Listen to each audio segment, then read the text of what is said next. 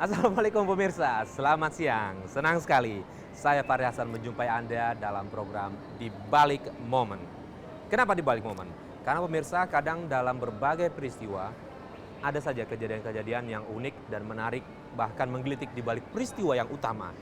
Nah, namun pemirsa Anda tak perlu mengernyitkan dahi karena memang kadangkala peristiwa itu tak pernah berubah meski ada kejadian-kejadian yang unik, menarik dan menggelitik itu. Santai aja, namanya juga Di Balik Momen.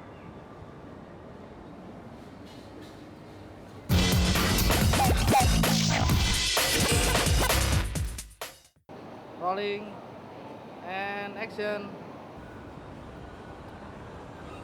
Pemirsa, bagi siswa sekolah tidak lulus ujian nasional pasti sedih dan kecewa. Saya pun kalau tidak lulus ujian nasional sedih dan kecewa. Lalu bagaimana jika mengungkapkannya dengan mengamuk dan merusak sekolah?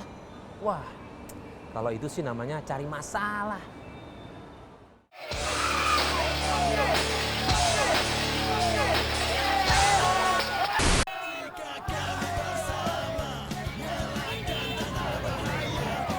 Coret-coret baju, asik dan pastinya seru kan?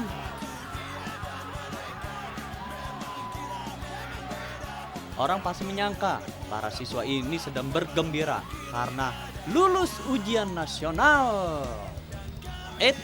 Tapi jangan yakin dulu. Lihat apa yang terjadi selanjutnya.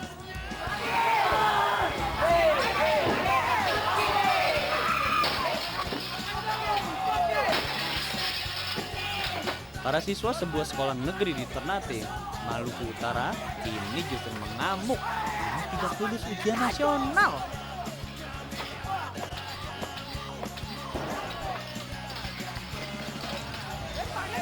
Aksi anarki makin menjadi-jadi, kayak di film ya. Polisi mesti turun tangan juga tuh.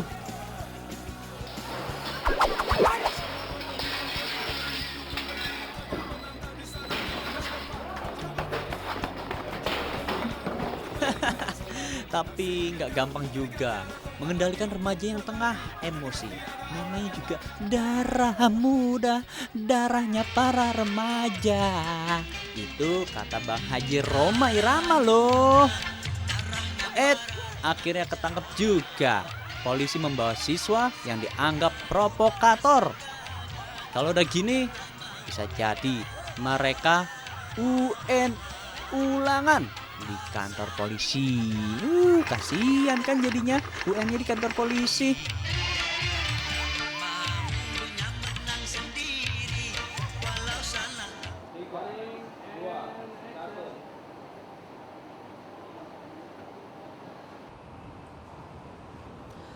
Pemirsa, bentrokan Satpol PP dengan kelompok massa saat penggusuran makam Mbah Priok di Koja, Jakarta Utara beberapa waktu lalu ternyata membawa rezeki bagi sejumlah orang.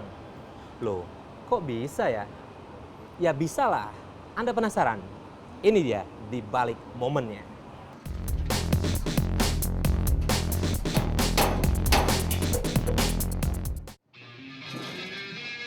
Bangkai kendaraan yang dibakar massa berserakan di sekitar makam Mbah Priok, Koja, Jakarta Utara.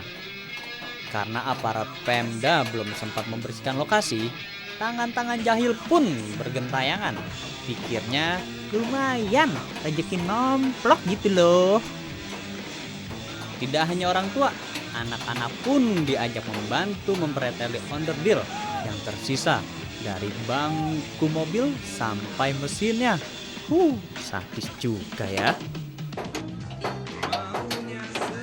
Bahkan yang masih menyusui juga rela berpanas-panasan menemani sang ayah. Mungkin dijanjikan dibelikan mainan. Iya nggak dek? Dalam urusan menjara, Rupanya emansipasi bicara, kaum perempuan pun tak kalah gesit. Ayo bu, ketok yang kuat. Kalau perlu, digergaji saja sampai habis. Meski peluh bercucuran dan wajah menghitam, senyum puas pun terus menghias. Terbayang sudah, hasil penjualan barang Spanyol alias separuh nyolong ini. Hehehe, jadi malu aku. Pokoknya dia nak kakek je. Jadi kan dia pun dia memberangkat dia. Puan dah ya. Ya, meski puluhan orang luka dan 3 nyawa melayang saat bentrokan, biarlah. Itu kan urusan orang lain. Urusan saya kan cuma lakuin nih, pretelin mobil ini. Lanjut, kita pretelin terus. Yuk, mari. And action. Pemirsa, apa rasanya jika yang akan ditahan kebelet untuk buang air kecil? Wah, kira-kira diizinkan nggak ya? Di Balik Momen, segera kembali.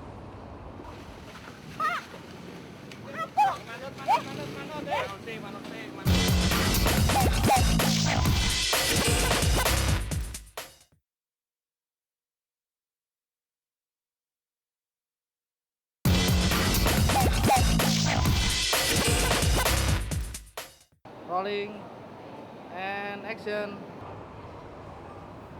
Pemirsa, Anda kembali di Balik Momen. Dan jika Anda ingin buang air kecil, sebaiknya jangan ditahan. Lalu bagaimana jika yang ingin buang air kecil itu adalah justru orang yang akan ditahan? Wah, kira-kira diizinkan nggak ya? Penasaran? Udah nggak usah mikir lama-lama. Ini dia di Balik Momennya. Oh, salah.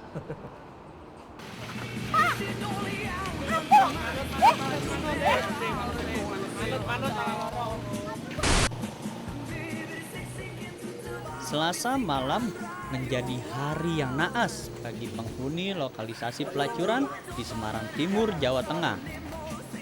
Alih-alih tamu yang berkunjung, justru petugas Satpol PP yang datang merazia. Setiap bilik eksekusi jadi target pencarian. Salah seorang PSK, sebut saja namanya Yanti, nasib berkata lain.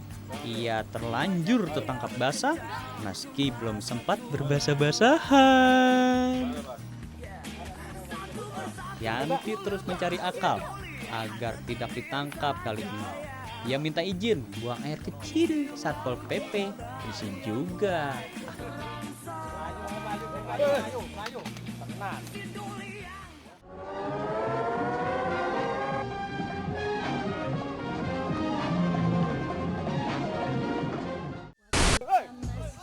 Nyatanya izin pipis cuma pura-pura. Saat petugas lengah, Yanti pun ambil langkah 1000. Meski tarif biasanya pasti lebih mahal dari Rp1.000 sekali kencan.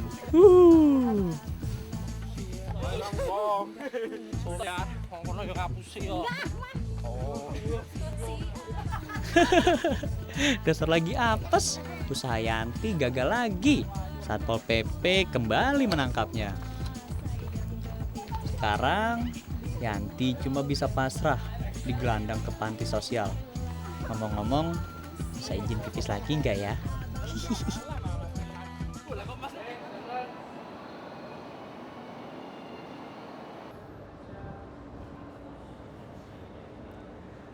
Pemirsa, Anda tahu mantan Wakil Presiden Yusuf Kala?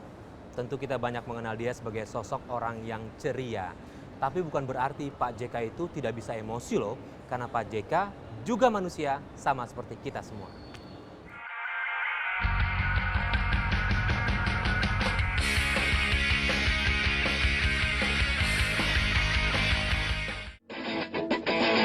Saat menjabat Wakil Presiden, 15 Maret 2 tahun yang lalu, Yusuf Kala mengunjungi proyek rumah susun Menara Kemayoran, Jakarta Pusat. Harapan JK gak muluk-muluk kok. Setidaknya sudah ada tower yang mulai berdiri.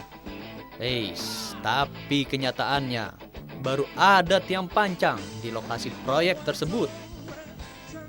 Jadi, Biar nggak pada males, pejabatnya mesti dimarahin nih. Kemayoran mana? Ini MOU-nya kenapa belum teken? Kenapa belum teken MOU ini? Hah? Sudah 3 bulan bicara proses. Hah? Besok teken, Senin, ya? Teken ya? Jangan macam-macam pula. Itu dia kerja. Tiap rapat. Masa sudah bangun itu? Saya pikir saya mau datang lihat 10 tingkat. Biar yang lain nggak ngiri, Pak Menterinya mesti dapat jatah juga, disemprot juga ya. Pak Menteri tentu lebih lagi tiap 2 hari. Bapak kan Menteri Perumahan Rakyat, ya kan? Bukan Menteri Perumahan Elit. Hehehe, jadi pejabat memang mesti cepat. Lebih cepat, itu lebih baik. Kalau mau dilanjutkan pastinya. Standby. Ya. Wah pemirsa, enak juga ya bisa nonton bola dari atas ini tanpa perlu bayar tiket. Tapi ngomong-ngomong soal bermain bola, gimana rasanya jika lawannya itu adalah waria? Pasti heboh itu pertandingannya. Simak kisahnya di Balik Momen sesaat lagi.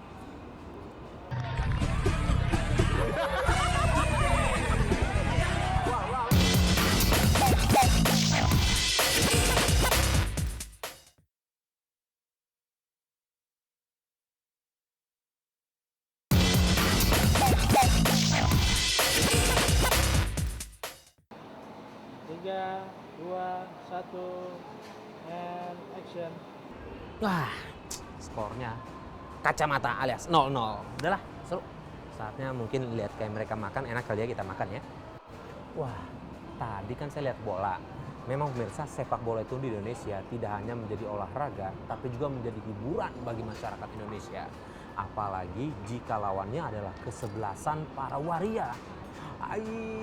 Yuk mari kita lihat pertandingannya.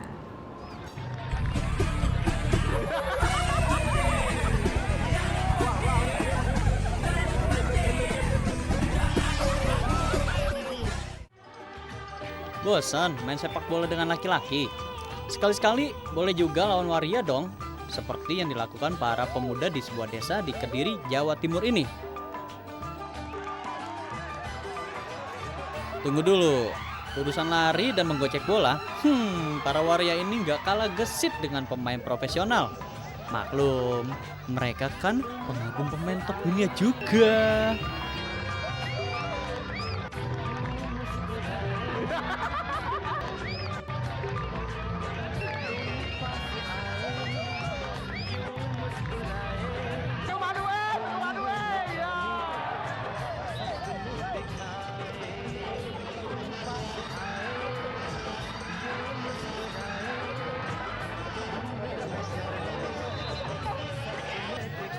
Bahkan bukan cuma kagum, tapi juga naksir kali.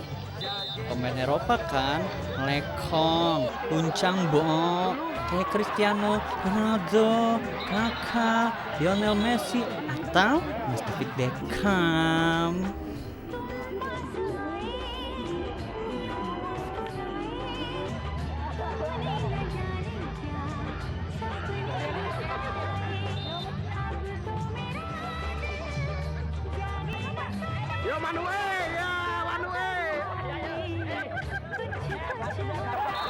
Ups, asal jangan mengambil kesempatan dalam kesempitan dong. Toel-toel sembarangan. Memangnya situ nggak punya apa? Betul wae kok, Mbak.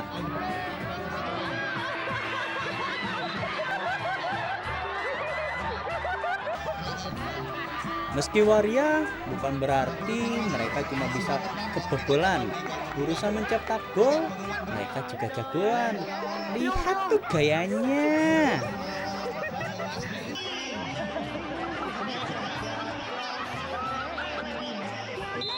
Sekali waktu, kayak tim nasional mesti diadu lawan tim waria ini supaya bisa menang gitu.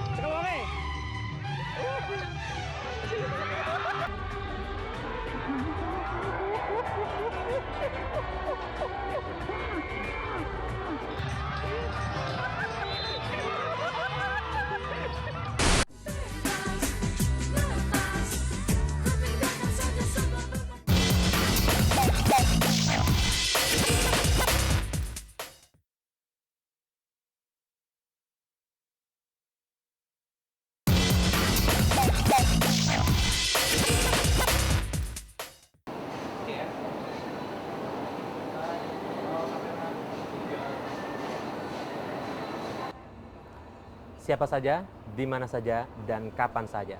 Tampaknya semua ini itu pas untuk orang yang sedang mengantuk seperti pemuda yang di samping saya ini.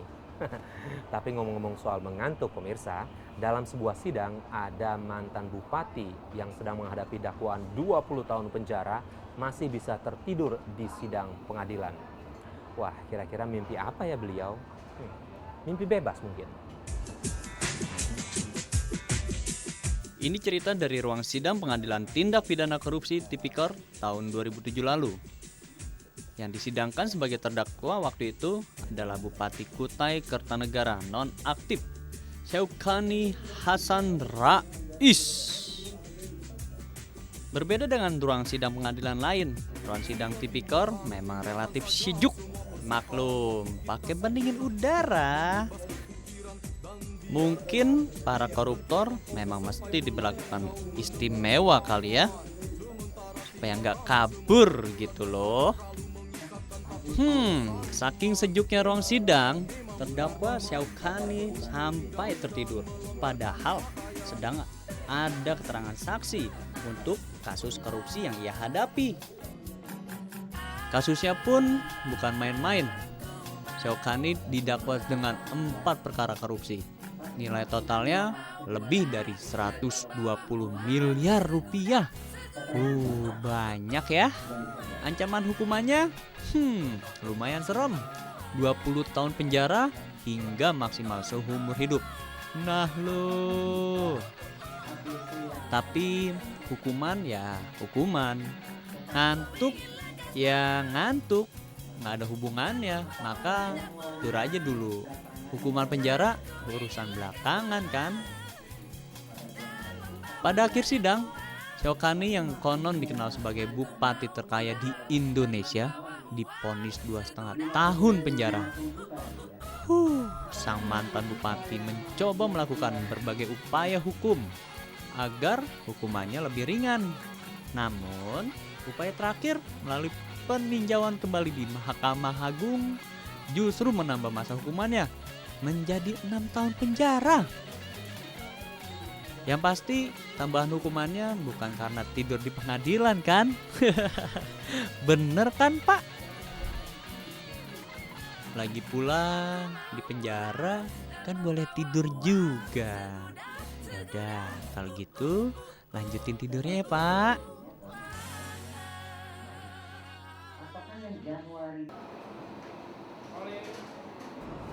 Ya, pemirsa akhirnya sampai di sini di balik momen.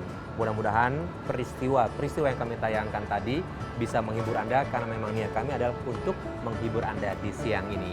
Dan sebelum berpisah, seperti biasa, saya akan menyampaikan pantun untuk Anda. Jalan-jalan ke Sulawesi Selatan, jangan lupa membeli badik. Saksikan di balik momen minggu depan dengan peristiwa-peristiwa lain yang unik, menarik, dan menggelitik. Oke, wassalam.